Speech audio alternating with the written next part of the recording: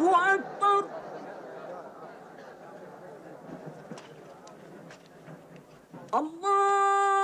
الله أكبر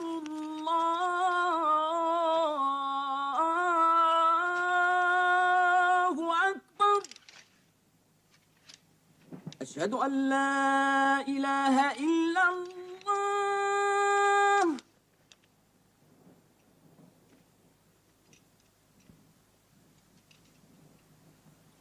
أشهد أن لا إله إلا الله.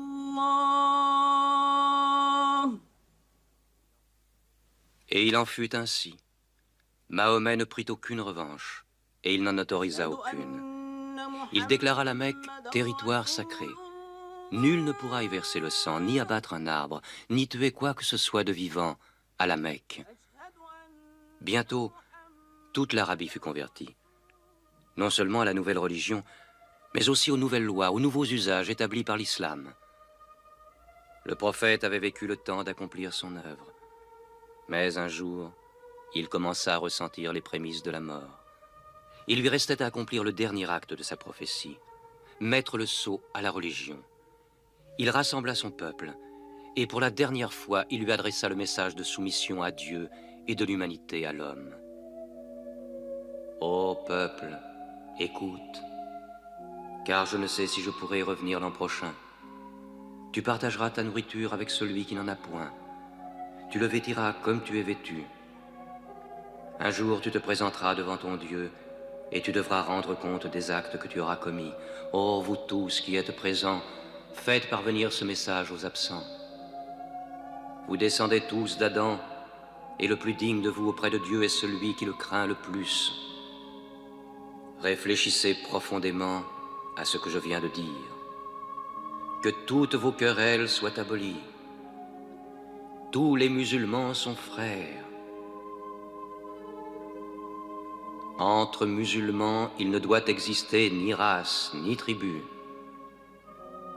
Les biens d'un frère sont inviolables, sauf de son bon gré. Ne sois ni oppresseur, ni opprimé.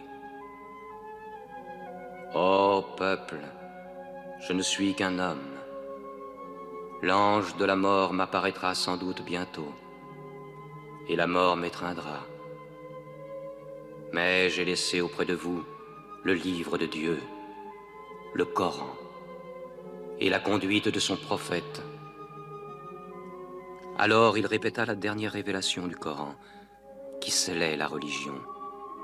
Non les paroles de Mahomet, mais la parole de Dieu. Ce jour, j'ai parachevé votre religion, j'ai terminé ma mission auprès de vous, et je vous ai choisi l'islam pour religion. Mahomet mourut dans sa 63e année, le 8 juin de l'an 632. Bon nombre de ses fidèles refusèrent de le croire. Comment un homme comme lui pourrait-il mourir? Mais Abou Bakr, le compagnon du prophète, se rendit à la mosquée. Que celui qui adorait Mahomet sache que Mahomet est mort, mais que celui qui adore Dieu sache que Dieu est vivant et qu'il ne peut pas mourir. Mahomet fut enterré près de sa mosquée, à Médine. Mais la religion qu'il prêcha trouva sa place dans le cœur des hommes.